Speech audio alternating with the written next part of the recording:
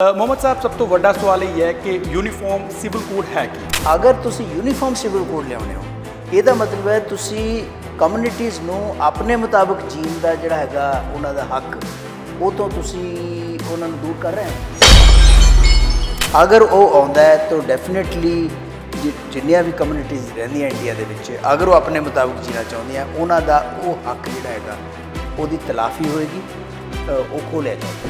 सवाल वड्डा ये भी खड़ा हो जाता है कि ला कमीशन कितने को खड़ा 1990-91 के बाद बड़ा भखिया मामला शाहबानो केस के बाद उसके बाद ला कमीशन ने इसे गौरमेंट के ला कमीशन ने कहा कि ना ये पॉसीबल है ना फीजिबल। अक्सर कहा जाता है कि जी गोवा दे विच यूनीफॉर्म सिविल कोड वो गोवा च यूनीफॉर्म सिविल कोड इन्होंने नहीं बनाया बल्कि पोर्चुगीज़ ने दिता, पुर्तगालियां ने दिता जिन्होंने बनाया। आर्टिकल 44 का भी जिक्र किया है तो मैं आर्टिकल 25 का जिक्र करना चाहना क्योंकि आर्टिकल 25 ये कहता है कि भावें कोई हिंदू है, भावें कोई सिख है, भावें भी किसी भी कोई भी कम्यूनिटी का कोई भी व्यक्ति है वो मंदिर भी जा सकता है, मस्जिद भी जा सकता है, ईसाई भाईचारे भी जा सकता है, कितने भी जा सकता है। ਉਹਦੇ ਨਾਲ ਜਿਹੜੀਆਂ ਕਮਿਊਨਿਟੀਜ਼ हैं इंडिविजुअल कम्युनिटी हैं, चाहे मुस्लिम्स हैं, चाहे सिख हैं, चाहे क्रिश्चियंस हैं, चाहे दाऊदी बोरे हैं या जो भी हैं जी ਉਹਨਾਂ ਦੇ ਪਰਸਨਲ ਲਾਜ਼ ਦੇ ਉੱਪਰ ਤਾਂ ਫਰਕ ਪਏਗਾ ਹੀ ਪਏਗਾ। ਤੁਹਾਨੂੰ ਪਤਾ ਹੋਵੇਗਾ ਕਿ ਨਹਿਰੂ ਨੇ ਬਹੁਤ ਮੁਸ਼ਕਿਲ ਦੇ ਨਾਲ ਆ ਹਿੰਦੂ ਕੋਡ ਨੂੰ ਲਿਆਂਦਾ ਸੀ। ਇਸ ਇਸ਼ੂ ਦੇ ਉੱਪਰ ਬੀ ਆਰ ਅੰਬੇਦਕਰ ਨੇ ਅਸਤੀਫਾ ਦਿੱਤਾ ਕੈਬਨਿਟ ਦੇ ਵਿੱਚ ਕਿਉਂਕਿ ਉਹ ਕਹਿੰਦੇ ਵੀ ਤੁਸੀਂ ਡਾਇਲੂਟ ਕਰ ਰਹੇ ਹੋ। ਲੇਕਿਨ ਨਹਿਰੂ ਨੇ ਡਾਇਲੂਟਿਡ ਫਾਰਮ 'ਚ ਵੀ ਜਿਹੜਾ ਲਿਆਂਦਾ ਉਹਦੇ ਅਗੇਂਸਟ ਵੀ ਇੰਨੀ ਜ਼ਿਆਦਾ ਵਿਰੋਧਤਾ ਹਿੰਦੂ ਕਮਿਊਨਿਟੀ ਦੇ ਵਿੱਚ ਖਾਸ ਤੌਰ ਪਰ ਹਿੰਦੂ ਲੀਡਰਸ ਦੇ ਵਿੱਚ ਸੀਗੀ कि जेकर यूनीफॉर्म सिविल कोड लागू हो जाता है तो उसकी जी दूर अंदेशी है कि वो सिविल वार है। ਸਿਵਲ ਵਾਰ ਤਾਂ ਬਹੁਤ ਦੂਰ ਦੀ ਗੱਲ ਹੈ ਲੇਕਿਨ ਇੰਨਾ ਹੈਗਾ ਵੀ ਜਿਸ ਤਰੀਕੇ ਦੇ ਨਾਲ ਤਫਰਕਾ ਸਰਕਾਰ ਕਈ ਏਜੰਸੀਜ਼ ਜਾਂ ਕਈ ਪਾਰਟੀਜ਼ ਪਾ ਰਹੀਆਂ ਦੇਸ਼ ਦੇ ਵਿੱਚ ਪਿਛਲੇ 7-8 ਸਾਲ ਤੋਂ ਆਪਾਂ ਦੇਖ ਰਹੇ ਹਾਂ ਉਹ ਚੀਜ਼ਾਂ ਜਿਹੜੀਆਂ ਹੈਗੀਆਂ ਉਹ ਹੋਰ ਜ਼ਿਆਦਾ ਵੱਧ ਸਕਦੀਆਂ। ਇਸ ਵੇਲੇ ਸੰਵਿਧਾਨ ਬਣਿਆ ਤੇ ਆਰਟੀਕਲ 44 ਜਿਹੜਾ ਹੈਗਾ ਜਿਹਦੇ ਵਿੱਚ ਜਿਹਨੂੰ ਕਹਿੰਦੇ ਆ directive principal of state policy. Directive principle ਦੇ ਵਿੱਚ ਇਹ ਕਿਹਾ ਹੈ ਕਿ ਸਰਕਾਰ ਕੋਸ਼ਿਸ਼ ਕਰੇਗੀ ਕਿ यूनिफॉर्म सिविल कोड ਬਣਾਇਆ ਜਾਵੇ।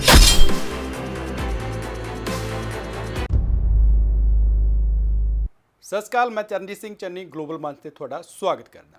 यूसीसी यूनीफॉर्म सिविल कोड ਇਸ ਕਾਨੂੰਨ ਦੀ ਜੋ ਰੂਪਰੇਖਾ ਹੈ ਉਹ ਕੀ ਹੈ? ਅਕਸਰ ਹੀ ਅਸੀਂ ਡਿਬੇਟਾਂ ਦੇ ਵਿੱਚ ਵੱਡੀ ਬਹਿਸ ਸੁਣੀ ਹੈ, ਪਰੰਤੂ ਜਾਣਾਂਗੇ ਕਿ ਆਖਰ यूनीफॉर्म सिविल कोड ਆਖਰ ਹੈ ਕੀ, ਇਸ ਦਾ ਸਮਾਜਿਕ ਤਾਣੇ ਬਾਣੇ ਤੇ ਅਸਰ ਕੀ ਪਵੇਗਾ, ਲਾ ਕਮਿਸ਼ਨ ਦਾ ਕੀ ਰਿਐਕਸ਼ਨ ਹੈ। ਇਹ ਸਭ ਕੁਝ ਜਾਣਨ ਦੇ ਲਈ ਸਾਡੇ ਨਾਲ ਡਾਕਟਰ ਖਾਲਿਦ ਮੁਹੰਮਦ ਮੌਜੂਦ ਨੇ। ਡਾਕਟਰ ਖਾਲਿਦ ਮੁਹੰਮਦ ਇਸ ਸਮੇਂ ਯੂਨੀਵਰਸਿਟੀ ਦੇ ਵਿੱਚ ਅਰਥ ਸ਼ਾਸਤਰ ਦੇ ਪੜ੍ਹਾਕ ਮੰਨੇ ਜਾਂਦੇ ਨੇ। ਉਹ ਸਟੂਡੈਂਟ ਵੀ ਆਪਣੇ ਆਪ ਨੂੰ ਮੰਨਦੇ ਨੇ ਤੇ ਯੂਨੀਵਰਸਿਟੀ ਦੇ ਵਿੱਚ ਸਟੂਡੈਂਟਾਂ ਨੂੰ ਉਹ ਵੱਡੀ ਵਿੱਦਿਆ ਵੀ ਦੇ ਰਹੇ ਨੇ। ਉਹਨਾਂ ਤੋਂ ਜਾਣਾਂਗੇ ਕਿ ਆਖਰ यूनीफॉर्म सिविल कोड ਕੀ ਹੈ। ਸਭ ਤੋਂ ਪਹਿਲਾਂ ਡਾਕਟਰ ਖਾਲਿਦ ਮੁਹੰਮਦ ਸਾਡੇ ਚੈਨਲ ਤੇ ਤੁਹਾਡਾ ਬਹੁਤ-ਬਹੁਤ ਸਵਾਗਤ ਹੈ। ਮਿਹਰਬਾਨੀ। ਮੁਹੰਮਦ ਸਾਹਿਬ, ਸਭ ਤੋਂ ਵੱਡਾ ਸਵਾਲ ਇਹ ਹੈ ਕਿ यूनीफॉर्म सिविल कोड ਹੈ ਕੀ? ਆਖਰ ਅਸੀਂ ਇਸ ਦੀ ABC ਜਾਣਨਾ ਚਾਹੁੰਦੇ ਹਾਂ ਤੇ ਇਸ ਦਾ ਖਰੜਾ ਹੁਣ ਕਿੱਥੇ ਕੁ ਖੜਾ ਹੈ? ਦੇਖੋ ਇੱਦਾਂ ਹੈ ਕਿ ਜਿਸ ਵੇਲੇ ਸਾਨੂੰ ਆਜ਼ਾਦੀ ਮਿਲੀ ਹੈ ਜੀ ਉਸ ਵੇਲੇ ਮੁਸਲਮਾਨਾਂ ਕੋਲ ਇੱਕ ਮੁਸਲਿਮ ਪਰਸਨਲ ਲਾਅ ਸੀਗਾ ਜਿਹੜਾ ਕਿ ਅੱਜ ਵੀ ਹੈ। ਮੁਸਲਿਮ ਪਰਸਨਲ ਲਾਅ ਕਿਸੇ ਵੇਲੇ NWFP ਪਾਕਿਸਤਾਨ ਦੇ ਵਿੱਚ ਜਿਹੜਾ ਖੈਬਰ ਪਖਤੂਨਖਵਾ ਉੱਥੇ ਦੀ ਅਸੈਂਬਲੀ ਨੇ ਪਾਸ ਕੀਤਾ ਸੀਗਾ। ਅੰਗਰੇਜ਼ਾਂ ਨੇ ਬਾਅਦ 'ਚ ਉਹਨੂੰ ਐਕਸੈਪਟ ਕਰ ਲਿਆ। ਜੀ ਉਹ ਮੁਸਲਿਮ ਪਰਸਨਲ ਲਾਅ ਬਣ ਗਿਆ। ਮੁਸਲਿਮ ਪਰਸਨਲ ਲਾਅ ਦੇ ਵਿੱਚ ਮੈਰਿਜ, ਡਾਈਵੋਰਸ ਤੇ ਵਿਰਾਸਤ ਕਿਵੇਂ ਕਿਹਨੂੰ ਕਿੰਨਾ ਕਿੰਨਾ ਦਿੱਤਾ ਜਾਏਗਾ ਮਰਨ ਤੋਂ ਬਾਅਦ, ਉਹ ਸਾਰੇ ਮੁੱਦੇ ਦੇ ਵਿੱਚ ਹੈਗੇ ਆ ਤੇ ਇੱਕ ਮੁਤਬੰਨਾ ਬਣਾ ਸਕਦੇ ਨੇ ਜਾਂ ਨਹੀਂ ਬਣਾ ਸਕਦੇ। ਇਹ ਬੇਸਡ ਹੈਗਾ ਕੁਰਾਨ ਦੇ ਉੱਪਰ।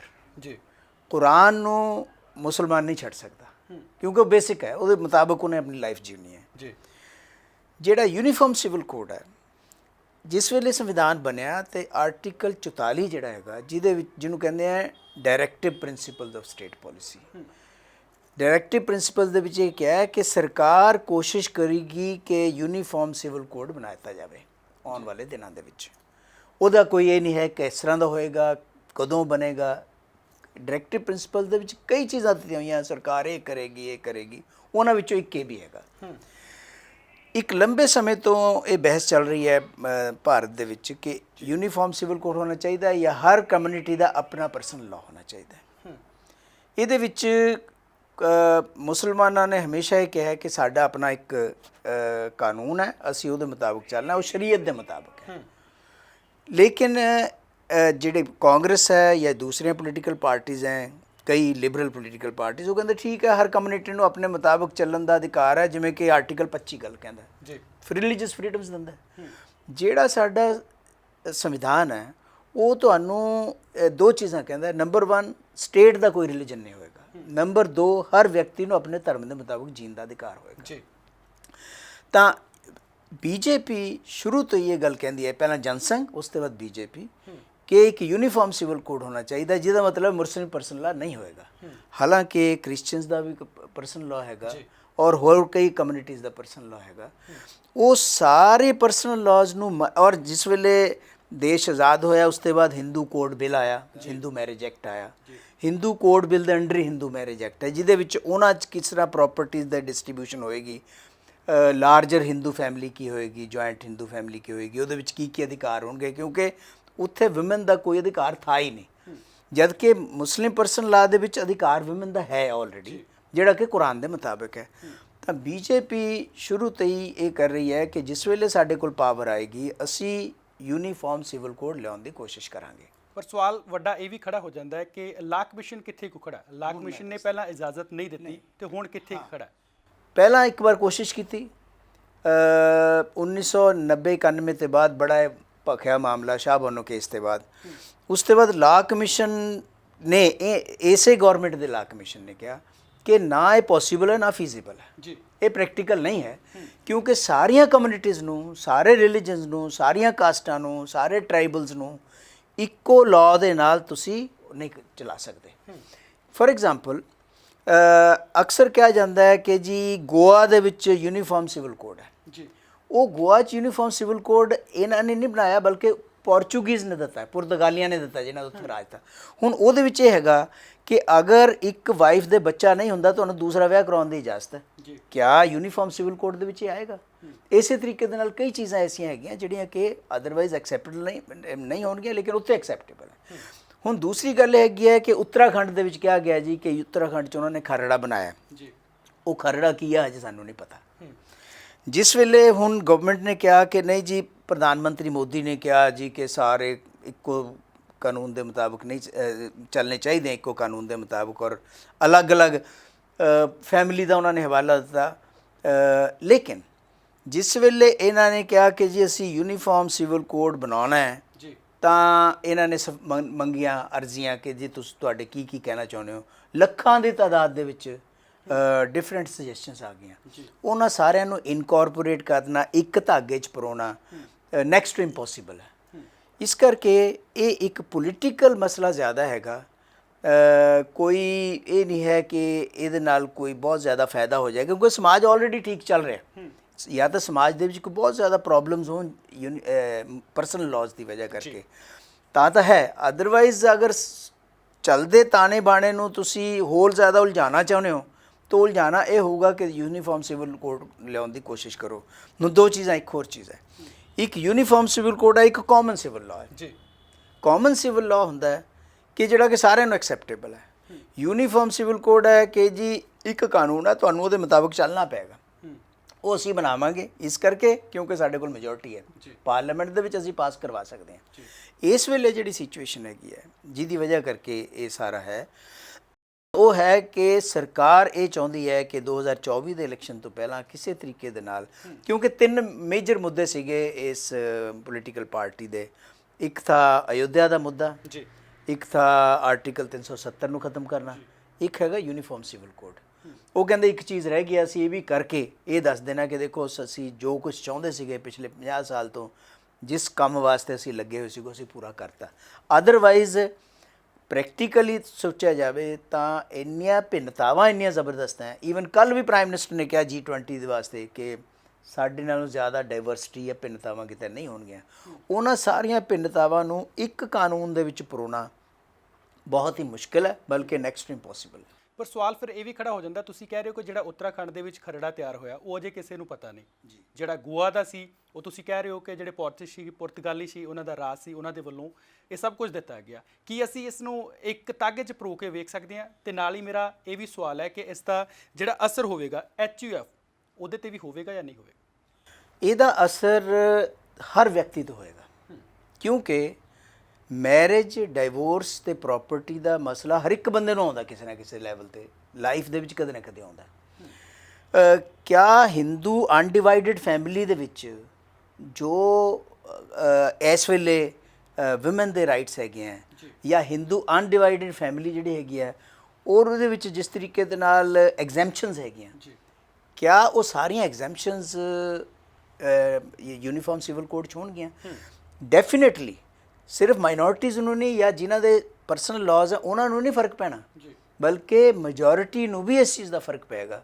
ਕਿਉਂਕਿ ਸਾਰੇ ਕਾਨੂੰਨ, ਤੁਹਾਨੂੰ ਪਤਾ ਹੋਵੇਗਾ ਕਿ ਨਹਿਰੂ ਨੇ ਬਹੁਤ ਮੁਸ਼ਕਿਲ ਦੇ ਨਾਲ ਆ ਹਿੰਦੂ ਕੋਡ ਬਿੱਲ ਲਿਆਂਦਾ ਸੀਗਾ। ਇਸ ਇਸ਼ੂ ਦੇ ਉੱਪਰ BR ਅੰਬੇਦਕਰ ਨੇ ਅਸਤੀਫਾ ਦਿੱਤਾ ਕੈਬਨਿਟ ਦੇ ਵਿੱਚੋਂ, ਕਿਉਂਕਿ ਉਹ ਕਹਿੰਦੇ ਵੀ ਤੁਸੀਂ ਡਾਇਲਿਊਟ ਕਰ ਰਹੇ ਹੋ।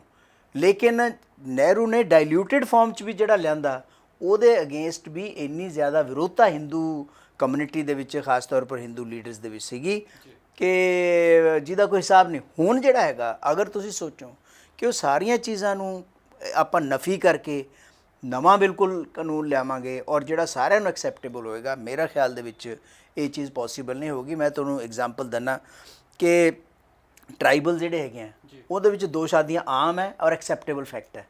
ਕਿਆ ਤੁਸੀਂ ਇਹਦੇ ਵਿੱਚ ਅਲਾਉ ਕਰੋਗੇ ਜਾਂ ਐਗਜ਼ੈਂਪਸ਼ਨਸ ਕਰੋਗੇ? ਇਸੇ ਤਰੀਕੇ ਦੇ ਨਾਲ ਕੁਝ ਲੀਡਰਾਂ ਨੇ, BJP ਦੇ ਹੀ ਲੀਡਰਾਂ ਨੇ ਕਿਹਾ ਕਿ ਜੀ ਨਾਰਥ ਈਸਟ ਨੂੰ ਅਸੀਂ ਐਗਜ਼ੈਂਪਟ ਕਰ ਦਿਆਂਗੇ।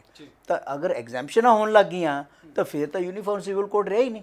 ਯੂਨੀਫਾਰਮ ਸਿਵਲ ਕੋਡ ਦਾ ਮਤਲਬ ਇਹ ਹੈਗਾ ਕਿ ਭਾਰਤ ਦਾ ਹਰ ਨਾਗਰਿਕ ਉਸ ਕਾਨੂੰਨ ਨੂੰ ਮੰਨੇ, ਉਹਨੂੰ ਹਰ ਇੱਕ ਵਿਅਕਤੀ ਦੇ ਉੱਪਰ ਇੱਕੋ ਹੀ ਕਾਨੂੰਨ ਚੱਲੇਗਾ। ਅਗਰ ਕਹਾਂਗੇ ਜੀ ਨਹੀਂ, ਨਾਰਥ ਈਸਟ ਵਾਲੇ ਛੱਡ ਦਿਓ, ਬੋਹਰਾ ਕਮਿਊਨਿਟੀ ਛੱਡ ਦਿਓ, ਇਸਮਾਈਲੀ ਛੱਡ ਦਿਓ, ਟਰਾਈਬਲ ਛੱਡ ਦਿਓ, ਫਿਰ ਤਾਂ ਉਹ ਯੂਨੀਫਾਰਮ ਸਿਵਲ ਕੋਡ ਰਿਹਾ ਹੀ ਨਹੀਂ। ਉਹ ਅਗਰ ਪਰਸਨਲ ਲਾ ਲੋਕਾਂ ਨੂੰ ਦੇਣੇ ਆ ਤਾਂ ਹੁਣ ਵੀ ਹੈਗੇ, ਕੀ ਜ਼ਰੂਰ ਹੈ ਫਿਰ ਉਹ ਕਰਨ ਦੀ? ਜੀ, ਪਰ ਸਵਾਲ ਇਹ ਵੀ ਖੜਾ ਹੋ ਜਾਂਦਾ ਹੈ ਕਿ ਅਜੇ ਡਰਾਫਟ ਤੁਸੀਂ ਕਹਿ ਰਹੇ ਹੋ ਅਜੇ ਬਣਿਆ ਨਹੀਂ ਹੈ, ਪੂਰਾ ਖਰੜਾ ਤਿਆਰ ਨਹੀਂ ਹੋਇਆ। ਫਿਰ ਇਹ ਜਿਹੜੇ ਸਿਆਸੀ ਮਾਹਿਰ ਨੇ ਜਾਂ ਤੁਹਾਡੇ ਵਰਗੇ ਜਿਹੜੇ ਅਰਥ ਸ਼ਾਸਤਰੀ ਨੇ, ਉਹਨਾਂ ਨੂੰ ਸਭ ਕੁਝ ਪਹਿਲਾਂ ਹੀ ਪਤਾ ਹੈ ਕਿ ਹੋਣ ਕੀ ਜਾ ਰਿਹਾ? ਦੇਖੋ ਇੱਦਾਂ ਹੈਗਾ, 2-3 ਚੀਜ਼ਾਂ ਨਿਸ਼ਾਨੇ 'ਤੇ ਹੈ ਕਿ ਜੀ 4 ਮੈਰਿਜਸ ਅਲਾਊਡ ਹੈ ਮੁਸਲਮਾਨਾਂ ਦੇ ਵਿੱਚ, ਅਸੀਂ ਇਹ ਨਹੀਂ ਹੋਣ ਦੇਣਾ। ਇਹਦੇ ਨਾਲ ਜੀ ਪਾਪੂਲੇਸ਼ਨ ਬਹੁਤ ਵੱਧਦੀ ਹੈ। ਹਾਲਾਂਕਿ ਈਵਨ ਸੈਕੰਡ ਮੈਰਿਜ ਵੀ ਮੁਸਲਮਾਨਾਂ ਦੇ ਵਿੱਚ, ਅਗਰ ਆਪਾਂ ਇਹਨਾਂ ਦੀ ਸ਼ਰ੍ਹਾ ਦੇਖੀਏ ਪੂਰੀ ਆਪਣੇ ਇੰਡੀਆ ਦੀ ਪਾਪੂਲੇਸ਼ਨ ਦੇ ਵਿੱਚ, ਉਹ ਹਿੰਦੂਆਂ ਨਾਲੋਂ ਘੱਟ ਹੈ ਈਵਨ ਟੁਡੇ। ਇਹ ਇੱਕ ਡਾਟਾ ਹੈ ਪੂਰਾ। ਇਸੇ ਤਰੀਕੇ ਦੇ ਨਾਲ ਅਗਰ ਤੁਸੀਂ ਕਹੋ ਕਿ ਯੂਨੀਫਾਰਮ ਸਿਵਲ ਕੋਡ ਲਿਆ ਕੇ ਤੁਸੀਂ ਪਾਪੂਲੇਸ਼ਨ ਨੂੰ ਉਹ ਕਰ ਲਓਗੇ, ਕੰਟਰੋਲ ਕਰ ਲਓਗੇ, ਜਾਂ ਇਹ ਹੈਗਾ, ਜਾਂ ਸਿਰਫ ਇਹ ਦਿਖਾਉਣਾ, ਦੇਖਿਆ ਅਸੀਂ ਇਹ ਕਰਕੇ ਦਿਖਾਤਾ, ਜਿਵੇਂ ਕਿ ਆਪਾਂ ਕਹਿੰਦੇ ਆ ਮੁਸਲਮਾਨਾਂ ਨੂੰ ਹਿੱਟ ਕਰਨ ਦੇ ਵਾਲੀ ਜਿਹੜੀ ਗੱਲ ਹੈਗੀ ਹੈ ਕਰਕੇ ਦਿਖਾਤੀ, ਜਾਂ ਹਿੰਦੂ ਮੈਜੋਰਿਟੀ ਨੂੰ ਨਾਲ ਲਿਆਉਣ ਵਾਲੀ ਜਿਹੜੀ ਗੱਲ ਹੈਗੀ ਹੈ ਡਿਫਰੈਂਟ ਤਰੀਕੇ ਦੇ ਨਾਲ। ਕਦੇ ਤੁਸੀਂ ਹੱਜ ਸਬਸਿਡੀ ਦਾ ਮਸਲਾ ਛੇੜ ਲਓ, ਕਦੇ ਤੁਸੀਂ ਛੇੜ ਲਓ ਜੀ ਕਿ ਲਵ ਜਿਹਾਦ ਹੈ ਜੀ, ਕਦੇ ਬੀਫ ਪੋਲਿਟਿਕਸ ਹੈ, ਉਹ ਸਾਰਾ ਕੁਝ ਆਪਾਂ ਦੇਖ ਹੀ ਰਹੇ ਹਾਂ। ਉਹਦਾ ਹੀ ਇੱਕ ਪਾਰਟ ਜਿਹੜਾ ਹੈਗਾ ਉਹ ਇਹ ਯੂਨੀਫਾਰਮ ਸਿਵਲ ਕੋਡ ਨੂੰ ਅੱਗੇ ਲਿਆਉਣ ਦਾ, ਔਰ ਖ਼ਾਸ ਤੌਰ ਪਰ ਇਲੈਕਸ਼ਨ ਤੋਂ ਪਹਿਲਾਂ ਇਹ ਉਹ ਹੈ। ਅਦਰਵਾਈਜ਼ ਅਗਰ ਦੇਖਿਆ ਜਾਵੇ ਤਾਂ ਜੋ ਵੀ ਅਗਰ ਉੱਤਰਾਖੰਡ ਦੀ ਸਰਕਾਰ ਨੇ ਜਿਹੜਾ ਕਮਿਸ਼ਨ ਬਣਾਇਆ, ਉਹਨਾਂ ਨੇ ਜੋ ਸਿਫਾਰਿਸ਼ਾਂ ਦਿੱਤੀਆਂ, ਉਹ ਸਿਫਾਰਿਸ਼ਾਂ ਹਜੇ ਤੱਕ ਆਪਾਂ ਨੂੰ ਨਹੀਂ ਪਤਾ ਕੀ ਹੈ।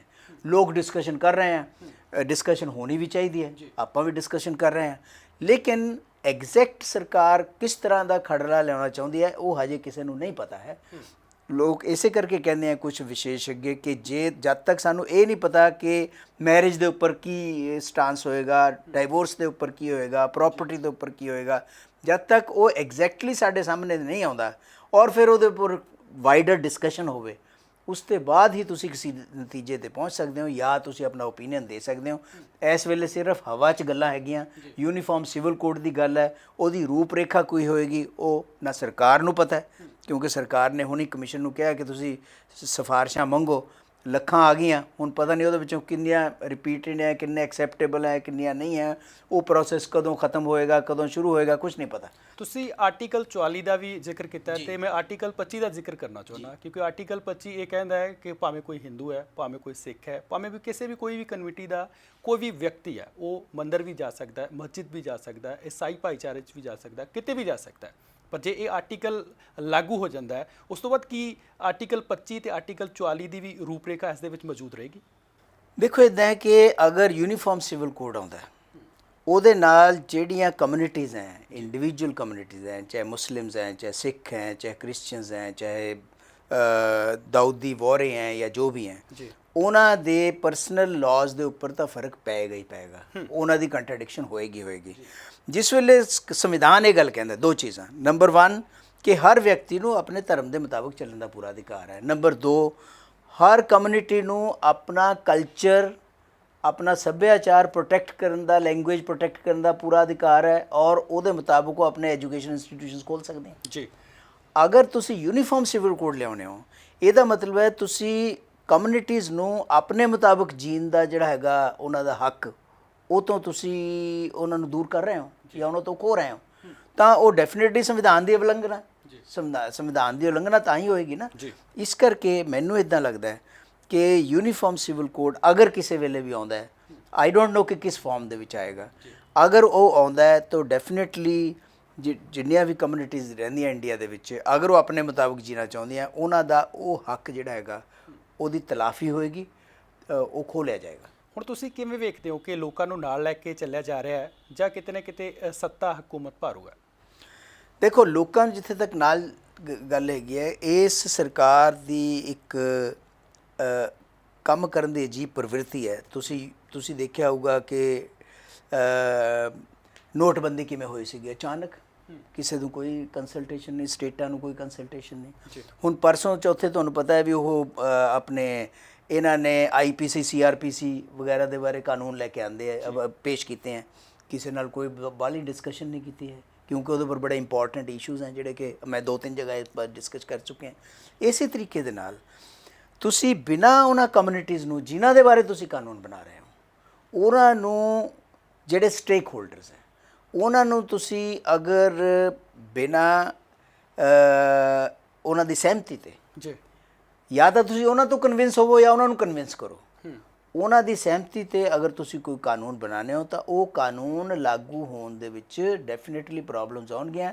ਉਸ ਕਮਿਊਨਿਟੀ ਨੇ ਉਹ ਕਾਨੂੰਨ ਮੰਨਣੇ ਨਹੀਂ ਹਨ, ਕਿਉਂਕਿ ਇੱਕ ਫॉर ਐਗਜ਼ਾਮਪਲ ਇੱਕ ਸਿੱਖ ਹੈ ਅਗਰ ਜਾਂ ਇੱਕ ਮੁਸਲਮਾਨ ਹੈ, ਅਗਰ ਉਹਨਾਂ ਦੀ ਕੋਈ ਰਹਿਤ ਮਰਿਆਦਾ ਜਾਂ ਜਿਹੜਾ ਉਹਨਾਂ ਦਾ ਧਾਰਮਿਕ ਜਿਹੜੀਆਂ ਉਹਨਾਂ ਦੀਆਂ ਵੈਲਿਊਜ਼ ਹੈ, ਅਗਰ ਉਹਨਾਂ ਨੂੰ ਧਵਸਤ ਕਰਕੇ ਖ਼ਤਮ ਕਰਕੇ ਇੱਕ ਕਾਨੂੰਨ ਲਾਗੂ ਹੁੰਦਾ ਹੈ, ਤਾਂ ਉਹ ਕਾਨੂੰਨ ਉਹ ਕਮਿਊਨਿਟੀ ਨਹੀਂ ਮੰਨੇਗੀ।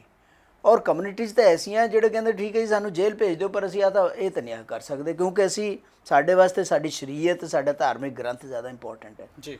ਤਾਂ ਅਗਰ ਉਹ ਕੰਟਰਡਿਕਸ਼ਨ ਖੜੀ ਹੁੰਦੀ ਹੈ, ਉਸ ਕੰਟਰਡਿਕਸ਼ਨ ਨੂੰ ਸੋਲਵ ਕਰਨਾ ਸਰਕਾਰ ਦਾ ਕੰਮ ਹੈ। ਇਸ ਕਰਕੇ ਸਰਕਾਰ ਨੂੰ ਕੋਈ ਵੀ ਐਸਾ ਕੰਮ ਨਹੀਂ ਕਰਨਾ ਚਾਹੀਦਾ ਜਿਹੜਾ ਕਿ ਸਟੇਕ ਹੋਲਡਰਸ ਨੂੰ ਬਿਨਾਂ ਰਜ਼ਾਮੰਦੀ ਤੋਂ, ਬਿਨਾਂ ਉਹਨਾਂ ਦੀ ਸਹਿਮਤੀ ਤੋਂ ਜਾਂ ਬਿਨਾਂ ਉਹਨਾਂ ਨਾਲ ਡਿਸਕਸ਼ਨ ਕੀਤੇ ਹੋਵੇ। ਹੁਣ ਹੋ ਹੀ ਰਿਹਾ ਕਿ ਤੁਸੀਂ ਇੱਕ ਆਈਡੀਆ ਫਲੋਟ ਕਰ ਦਿੰਦੇ ਹੋ, ਉਸ ਤੋਂ ਬਾਅਦ ਕੋਈ ਡਿਸਕਸ਼ਨ ਨਹੀਂ, ਕਾਨੂੰਨ ਲਿਆਉਣੇ ਆ, ਉਸ ਤੋਂ ਬਾਅਦ ਕਾਨੂੰਨ ਪਾਸ ਕਰ ਦਿੰਦੇ ਹੋ ਤੁਸੀਂ। ਕਿਉਂ? ਕਿਉਂਕਿ ਤੁਹਾਡੇ ਕੋਲ ਲੋਕਾਂ ਨੇ ਮੈਜੋਰਟੀ ਦਿੱਤੀ ਹੋਈ ਹੈ, ਲੋਕ ਸਭਾ ਦੇ ਵਿੱਚ ਤੁਹਾਡੀ ਮੈਜੋਰਟੀ ਹੈ, ਰਾਜ ਸਭਾ 'ਚ ਤੁਸੀਂ ਉਹਨੂੰ ਨੈਗੋਸ਼ੀਏਟ ਕਰ ਲੈਂਦੇ ਹੋ। ਅਗਰ ਇਸ ਤਰ੍ਹਾਂ ਕਾਨੂੰਨ ਹੈ, ਦੇਖੋ ਕਾਨੂੰਨ ਆਪਣੇ ਆਪ ਦੇ ਵਿੱਚ ਕੀ ਹੁੰਦਾ, ਲੋਕਾਂ ਵਾਸਤੇ ਹੁੰਦਾ, ਲੋਕਾਂ ਦੀ ਸੁਵਿਧਾ ਵਾਸਤੇ ਹੁੰਦਾ, ਨਾ ਕਿ ਲੋਕਾਂ ਦੀਆਂ ਵਿਲ, ਲੋਕਾਂ ਦੀ ਇੱਛਾ ਦੇ ਅਗੇਂਸਟ ਉਹਨਾਂ ਦੇ ਉੱਪਰ ਕੋਈ ਚੀਜ਼ ਥੋਪੀ ਜਾਂਦੀ ਹੈ। ਲੋਕਸ਼ਾਹੀ ਦਾ ਮਤਲਬ ਇਹ ਹੈ, ਲੋਕਾਂ ਦੀ ਸਰਕਾਰ ਹੈ। ਅਗਰ ਲੋਕ ਜਿਨ੍ਹਾਂ ਦੇ ਬਾਰੇ ਕਾਨੂੰਨ ਕੋਈ ਬਣਾਏ ਜਾ ਰਹੇ ਹੈ ਉਹ ਖੁਦ ਉਹਨਾਂ ਨੂੰ ਐਕਸੈਪਟੇਬਲ ਨਹੀਂ ਹੈ, ਤਾਂ ਡੈਫੀਨੇਟਲੀ ਇਹੋ ਜਿਹਾ ਕਾਨੂੰਨ ਜਿਹੜਾ ਹੈਗਾ ਉਹ ਇੰਨਾ ਜ਼ਿਆਦਾ ਇਫੈਕਟਿਵ ਨਹੀਂ ਹੋਏਗਾ। ਅਸੀਂ ਹਮੇਸ਼ਾ ਇਹ ਗੱਲ ਪੜ੍ਹਾਉਂਦੇ ਹਾਂ, ਇੱਕ ਲੈਜੀਟੀਮੇਸੀ ਹੁੰਦੀ ਹੈ, ਇੱਕ ਇਫੈਕਟਿਵਨੈਸ ਹੁੰਦੀ ਹੈ। ਕਿਸੇ ਚੀਜ਼ ਦੀ ਲੈਜੀਟੀਮੇਸੀ ਤਦ ਹੀ ਹੈ ਜੇ ਲੋਕ ਉਹਨੂੰ ਕਹਿੰਦੇ ਆ ਵੀ ਹਾਂ ਵੀ ਇਹ ਚੀਜ਼ ਠੀਕ ਹੈ। ਇਫੈਕਟਿਵ ਤਾਂ ਦੀ ਕੋਈ ਚੀਜ਼ ਹੁੰਦੀ ਹੈ ਜਿਸ ਵੇਲੇ ਲੋਕਾਂ ਨੂੰ ਉਹ ਚੀਜ਼ ਐਕਸੈਪਟੇਬਲ ਹੈ ਕਿ ਹਾਂ ਵੀ ਠੀਕ ਹੈ ਅਸੀਂ ਮੰਨਾਂਗੇ। ਅਗਰ ਇਹ ਚੀਜ਼ਾਂ ਨਹੀਂ ਹਨ ਤਾਂ ਸਰਕਾਰ ਆਪਣੀ ਐਕਸਰਸਾਈਜ਼ ਕਰੇਗੀ, ਹੋ ਸਕਦਾ ਹੈ ਮੈਜੋਰਟੀ ਦੇ ਨਾਲ ਉਹ ਕਰ ਵੀ ਦੇਵੇ, ਲੇਕਿਨ ਉਹਦੇ ਨਾਲ ਗੁੰਝਲਾਂ ਜ਼ਿਆਦਾ ਕ੍ਰੀਏਟ ਹੋਣਗੀਆਂ, ਨਾ ਕਿ ਸਿਚੁਏਸ਼ਨ ਨੂੰ ਰਿਜ਼ੋਲਵ ਕੀਤਾ ਜਾਏਗਾ। ਪਰ ਸਵਾਲ ਸਭ ਤੋਂ ਵੱਡਾ ਇਹ ਵੀ ਖੜਾ ਹੋ ਜਾਂਦਾ ਜਿਸ ਤਰ੍ਹਾਂ ਦਾ ਤੁਸੀਂ ਜ਼ਿਕਰ ਕਰ ਰਹੇ ਹੋ ਕਿ ਜੇਕਰ ਯੂਨੀਫਾਰਮ ਸਿਵਲ ਕੋਡ ਲਾਗੂ ਹੋ ਜਾਂਦਾ ਹੈ ਤਾਂ ਉਸ ਦੀ ਜਿਹੜੀ ਦੂਰ ਅੰਦੇਸ਼ੀ ਹੈ ਕਿ ਉਹ ਸਿਵਲ ਵਾਰ ਹੈ। ਨਹੀਂ, ਸਿਵਲ ਵਾਰ ਤਾਂ ਨਹੀਂ ਹੈ। ਖੈਰ ਪਰ ਇੱਕ ਡੈਮੋਕ੍ਰੈਟਿਕ ਸਿਸਟਮ ਹੈ। ਡੈਮੋਕ੍ਰੈਟਿਕ ਸਿਸਟਮ ਦੇ ਵਿੱਚ ਲੋਕਾਂ ਨੂੰ ਪੂਰਾ ਅਧਿਕਾਰ ਹੈ ਆਪਣੀ ਗੱਲ ਕਹਿਣ ਦਾ ਅਤੇ ਵੋਟਾਂ ਰਾਹੀਂ ਆਪਣੀ ਰਾਏ ਵਿਅਕਤ ਕਰਨ ਦਾ ਪੂਰਾ ਅਧਿਕਾਰ ਹੈ। ਸਿਵਲ ਵਾਰ ਤਾਂ ਬਹੁਤ ਦੂਰ ਦੀ ਗੱਲ ਹੈ, ਲੇਕਿਨ ਇੰਨਾ ਹੈਗਾ ਵੀ ਜਿਸ ਤਰੀਕੇ ਦੇ ਨਾਲ ਤਫਰਕਾ ਸਰਕਾਰ ਕਈ ਏਜੰਸੀਜ਼ ਜਾਂ ਕਈ ਪਾਰਟੀਜ਼ ਪਾ ਰਹੀਆਂ ਦੇਸ਼ ਦੇ ਵਿੱਚ ਪਿਛਲੇ 7-8 ਸਾਲ ਤੋਂ ਆਪਾਂ ਦੇਖ ਰਹੇ ਹਾਂ, ਉਹ ਚੀਜ਼ਾਂ ਜਿਹੜੀਆਂ ਹੈਗੀਆਂ ਉਹ ਹੋਰ ਜ਼ਿਆਦਾ ਵੱਧ ਸਕਦੀਆਂ ਨਾ ਕਿ ਘਟਣਗੀਆਂ, ਕਿਉਂਕਿ ਪੋਲੀਟਿਕਸ ਦਾ ਇੱਕ ਕੰਮ ਹੈ ਕੌਨਫਲਿਕਟ ਨੂੰ ਰਿਜ਼ੋਲਵ ਕਰਨਾ। ਅਗਰ ਕੌਨਫਲਿਕਟ ਰਿਜ਼ੋਲਵ ਨਹੀਂ ਕਰਦੀ ਪੋਲੀਟਿਕਸ, ਕੌਨਫਲਿਕਟ ਉਹਦੇ ਨਾਲ ਵੱਧਦੇ ਹੈ, ਤਾਂ ਇਹੋ ਜਿਹੇ ਕਾਨੂੰਨਾਂ ਦਾ, ਇਹੋ ਜਿਹੇ ਸਰਕਾਰ ਦਾ ਕੋਈ ਦਾਇਤਵ ਨਹੀਂ ਰਹਿੰਦਾ ਚੱਲਣ ਦਾ ਜਾਂ ਸਰਕਾਰ ਦੇ ਵਿੱਚ ਰਹਿਣ ਦਾ, ਕਿਉਂਕਿ ਜਿਸ ਕੰਮ ਵਾਸਤੇ ਲੋਕਾਂ ਨੇ ਤੁਹਾਨੂੰ ਚੁਣਿਆ ਕਿ ਤੁਸੀਂ ਸਮਾਜ ਨੂੰ ਠੀਕ ਢੰਗ ਨਾਲ ਚਲਾਉਣਾ ਹੈ, ਅਗਰ ਉਹ ਤੁਹਾਡੀ ਵਜ੍ਹਾ ਕਰਕੇ ਲੋਕਾਂ ਨੂੰ ਪ੍ਰੋਬਲਮ ਜ਼ਿਆਦਾ ਆਉਂਦੀਆਂ ਤਾਂ ਉਸ ਤਰ੍ਹਾਂ ਦੇ ਡਿਸੀਜ਼ਨ ਜਿਹੜੇ ਹੈਗੇ ਆ ਕੋਈ ਵਧੀਆ ਡਿਸੀਜ਼ਨ ਨਹੀਂ ਹੁੰਦੇ। ਜੇਕਰ ਯੂਨੀਫਾਰਮ ਸਿਵਲ ਕੋਡ ਲਾਗੂ ਹੋ ਜਾਂਦਾ ਹੈ ਤਾਂ ਦੇਸ਼ ਦਾ ਮੁਹਾਂਦਰਾ ਕਿਹੋ ਜਿਹਾ ਹੋਏਗਾ? ਅਗਰ ਯੂਨੀਫਾਰਮ ਸਿਵਲ ਕੋਡ ਲਾਗੂ ਹੋ ਜਾਂਦਾ ਹੈ ਤਾਂ ਜਿਹੜੀਆਂ ਕਮਿਊਨਿਟੀਜ਼ ਹੈ, ਯਾਨੀ ਵੱਖ-ਵੱਖ ਕਮਿਊਨਿਟੀਜ਼, ਸਪੈਸ਼ਲੀ ਮੈਜੋਰਿਟੀਜ਼ ਜਿਹੜੀਆਂ ਆਪਣੇ ਮੁਤਾਬਕ ਜੀਣਾ ਚਾਹੁੰਦੀਆਂ, ਉਹ ਹੋਰ ਜ਼ਿਆਦਾ ਸਟ੍ਰੈਸ ਦੇ ਵਿੱਚ ਆਪਣੇ ਆਪ ਨੂੰ ਮਹਿਸੂਸ ਕਰਨਗੀਆਂ। ਔਰ ਅਗਰ ਦੇਖੋ ਜਦ ਕਿਸੇ ਵੀ ਦੇਸ਼ ਦੀ ਗਰੋਥ ਹੁੰਦੀ ਹੈ ਉਹ ਇਨਕਲੂਸਿਵ ਹੁੰਦੀ ਹੈ, ਸਾਰਿਆਂ ਨਾਲ ਰਲ ਕੇ ਹੁੰਦੀ ਹੈ। ਅਗਰ ਤੁਸੀਂ ਕੁਝ ਕਮਿਊਨਿਟੀਜ਼ ਨੂੰ ਨਾਰਾਜ਼ ਕਰਕੇ, ਪਰਮਾਨੈਂਟਲੀ ਨਾਰਾਜ਼ ਕਰਕੇ ਉਸ ਤੋਂ ਬਾਅਦ ਤੁਸੀਂ ਕਹੋ ਕਿ ਦੇਸ਼ ਨੂੰ ਚਲਾ ਲਓਗੇ, ਅੱਗੇ ਵਧਾ ਲਓਗੇ, ਉਹ ਚੀਜ਼ ਪੋਸੀਬਲ ਨਹੀਂ ਹੈ। ਇਸ ਕਰਕੇ ਉਹ ਜਿਹਦੇ ਵਿੱਚ ਆਪਾਂ ਡੈਫੀਨੇਟਲੀ ਕਹਾਂਗੇ ਕਿ ਜਿਹੜਾ ਦੇਸ਼ ਦਾ ਮੁਹਾਂਦਰਾ ਹੋਰ ਜ਼ਿਆਦਾ ਕੰਪਲੈਕਸ, ਗੁੰਝਲਦਾਰ, ਹੋਰ ਜ਼ਿਆਦਾ ਕੰਟਰਾਡਿਕਸ਼ਨਸ ਉਹਦੇ ਵਿੱਚ ਆਉਣਗੀਆਂ, ਜਿਹੜੀਆਂ ਕਿ ਸਾਡੇ ਸਮਾਜ ਵਾਸਤੇ ਵੀ ਠੀਕ ਨਹੀਂ ਹਨ, ਦੇਸ਼ ਵਾਸਤੇ ਵੀ ਠੀਕ ਨਹੀਂ ਹਨ, ਔਰ ਸਰਕਾਰ ਵਾਸਤੇ ਵੀ ਠੀਕ ਨਹੀਂ ਹਨ। ਕਿਉਂਕਿ ਇੱਕ ਪਾਸੇ ਤੁਸੀਂ ਕਹਿੰਦੇ ਹੋ ਕਿ ਅਸੀਂ ਸਰਕਾਰ ਚੁਣ ਕੇ ਤਾਂ ਆ ਗਏ, ਸਾਡੇ ਕੋਲ ਮੈਜੋਰਟੀ ਤਾਂ ਲੋਕਾਂ ਨੇ ਦਿੱਤੀ ਹੈ, ਲੇਕਿਨ ਸਰਕਾਰ ਅਸੀਂ ਚਲਾਉਣਾ ਸੋਰਾਂ ਨੂੰ ਨਾਲ ਲੈ ਕੇ ਆਏ। ਜਦ ਤੁਸੀਂ ਕਹਿੰਦੇ ਹੋ ਸਬਕਾ ਸਾਥ, ਤਾਂ ਸਬਕਾ ਸਾਥ ਤਾਂ ਇਹ ਨਹੀਂ ਹੋਇਆ ਜਦ ਤੁਸੀਂ ਕੁਝ ਲੋਕਾਂ ਨੂੰ ਜਾਂ ਕਮਿਊਨਿਟੀ ਨੂੰ, ਖਾਸ ਤੌਰ 'ਤੇ ਮੁਸਲਿਮ ਨੂੰ, ਜਿਹੜੀ ਸੈਕਿੰਡ ਲਾਰਜੈਸਟ ਕਮਿਊਨਿਟੀ ਹੈ, ਜਿਹੜੀ ਕਿ ਤਕਰੀਬਨ 20-25 ਕਰੋੜ ਦੀ ਆਬਾਦੀ ਹੈ, ਮੇਰੇ ਖਿਆਲ ਵਰਲਡ ਦੀ ਸੈਕਿੰਡ ਲਾਰਜੈਸਟ ਆਬਾਦੀ ਹੈ ਇੰਡੋਨੇਸ਼ੀਆ ਤੋਂ ਬਾਅਦ, ਅਗਰ ਤੁਸੀਂ ਉਹਨਾਂ ਨੂੰ ਬਿਲਕੁਲ ਅੱਖੋਂ ਓਹਲਾ ਕਰਕੇ ਉਹਨਾਂ ਉੱਪਰ ਕੋਈ ਕਾਨੂੰਨ ਥੋਪਣ ਦੀ ਕੋਸ਼ਿਸ਼ ਕਰੋਗੇ ਤਾਂ ਉਹਦਾ ਕਾਊਂਟਰ ਜ਼ਰੂਰ ਹੋਏਗਾ। ਤੁਸੀਂ ਕਿਵੇਂ ਵੇਖਦੇ ਹੋ ਕਿ ਆਉਣ ਵਾਲਾ ਜਿਹੜਾ ਸਮਾਂ ਹੈ, ਕਿਉਂਕਿ ਰਾਜਨੀਤਿਕ ਧਿਰਾਂ ਤਾਂ ਇੱਕ ਪਾਸੇ ਕਿਤੇ ਨਾ ਕਿਤੇ ਵਿਰੋਧ ਕਰ ਰਹੀਆਂ ਨੇ ਜਾਂ ਕਿਤੇ ਨਾ ਕਿਤੇ ਆਪਣੀ ਆਵਾਜ਼ ਬੁਲੰਦ ਕਰ ਰਹੀਆਂ ਨੇ, ਕਿ ਇਹ ਸਭ ਦਾ ਜਿਹੜੀ ਰੂਪਰੇਖਾ ਤੋਂ ਪਹਿਲਾਂ ਹਰ ਇੱਕ ਕਮਿਊਨਿਟੀ ਦੇ ਵਿੱਚ, ਹਰ ਇੱਕ ਸਮਾਜਿਕ ਤਾਣੇ ਬਾਣੇ ਦੇ ਵਿੱਚ ਜ਼ਿਕਰ ਹੋਣਾ ਜ਼ਰੂਰੀ ਹੈ? ਡੈਫੀਨੇਟਲੀ। ਦੇਖੋ ਇੱਦਾਂ ਹੈ ਕਿ ਜਦ ਕਿਸੇ ਇੱਕ ਤਾਂ ਹੈਗੇ ਜਰਨਲ ਲਾਜ਼, ਜਰਨਲ ਲਾਜ਼ ਹੈਗਾ IEPC ਹੈ, CRPC ਹੈਗੀ ਹੈ, ਤੁਹਾਡਾ ਜਿਹੜਾ ਹੈਗਾ ਐਵੀਡੈਂਸ ਐਕਟ ਹੈ ਜਿਹੜਾ ਕਿ ਹੁਣ ਲੈ ਕੇ ਆਏ। ਇੱਕ ਹੈਗਾ community specific ਲਾਜ਼। Community specific ਲਾਜ਼ already exist ਕਰਦੇ हैं, ਜਿਵੇਂ मैंने ਮੁਸਲਿਮ ਪਰਸਨ ਲਾਜ਼ ਦਾ ਜ਼ਿਕਰ ਕੀਤਾ ਜਾਂ ਕ੍ਰਿਸਚੀਅਨ ਪਰਸਨ ਲਾਜ਼ ਦਾ ਜ਼ਿਕਰ ਕੀਤਾ। ਲੇਕਿਨ ਅਗਰ ਤੁਸੀਂ ਇਹਨਾਂ ਕਮਿਊਨਿਟੀਜ਼ ਨੂੰ ਅਫੈਕਟ ਕਰਦਾ ਹੋਇਆ ਕੋਈ ਐਸਾ ਕਾਨੂੰਨ ਬਣਾਉਣ ਦੀ ਕੋਸ਼ਿਸ਼ ਕਰਦੇ ਹੋ ਤਾਂ ਉਹ ਕਾਨੂੰਨ ਜਾਂ ਤਾਂ ਚੱਲੇਗਾ ਨਹੀਂ ਜਾਂ ਫਿਰ ਲੋਕ ਜਿਹੜੇ ਹੈਗੇ ਆ ਉਹਦੀ ਵਿਰੋਧਤਾ ਕਰਨਗੇ, ਔਰ ਕਮਿਊਨਿਟੀਜ਼ ਡੈਫੀਨੇਟਲੀ ਵਿਰੋਧਤਾ ਕਰਨਗੀਆਂ ਇਸ ਚੀਜ਼ ਦੀਆਂ। ਇਹ ਆਉਣ ਵਾਲੇ ਦਿਨਾਂ 'ਚ ਪਤਾ ਚੱਲੇਗਾ ਕਿ ਸਰਕਾਰ ਦਾ ਕੀ ਮੰਤਵ ਕੀ ਹੈ। ਹਜੇ ਉਹ ਬਿਲਕੁਲ ਕਲੀਅਰ ਨਹੀਂ ਹੈ ਕਿਸ ਤਰ੍ਹਾਂ ਦਾ ਕਾਨੂੰਨ ਹੋਏਗਾ, ਉਹਦੇ ਵਿੱਚ ਕੀ ਚੀਜ਼ਾਂ ਇਨਕੋਰਪੋਰੇਟ ਕੀਤੀਆਂ ਜਾਣਗੀਆਂ, ਹਜੇ ਕੁਝ ਨਹੀਂ ਪਤਾ ਉਹਦੇ ਬਾਰੇ। ਠੀਕ ਹੈ, ਸਿਰਫ ਇੰਨਾ ਕਿਹਾ ਜਾਂਦਾ ਯੂਨੀਫਾਰਮ ਸਿਵਲ ਕੋਡ ਹੋਏਗਾ, ਉਹਦੀ ਕੀ ਰੂਪਰੇਖਾ ਹੋਏਗੀ ਨਾ ਤੁਹਾਨੂੰ ਪਤਾ ਹੈ, ਨਾ ਮੈਨੂੰ ਪਤਾ ਹੈ, ਨਾ ਇਨਫੈਕਟ ਕਿਸੇ ਨੂੰ ਵੀ ਪਤਾ ਹੈ ਇਸ ਵੇਲੇ। ਠੀਕ ਹੈ, ਤੇ ਸਿਰਫ ਚਰਚਾ।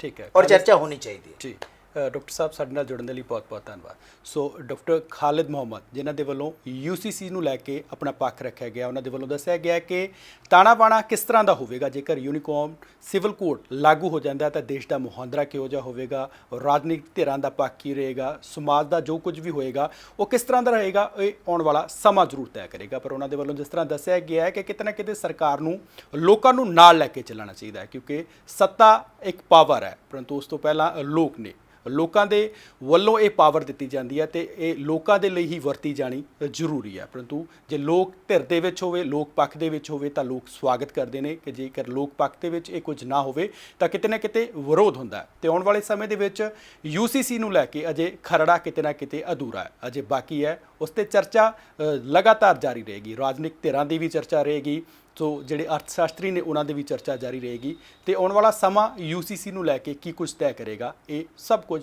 ਸਮੇਂ ਦੇ ਗਰਭ ਦੇ ਵਿੱਚ ਹੈ।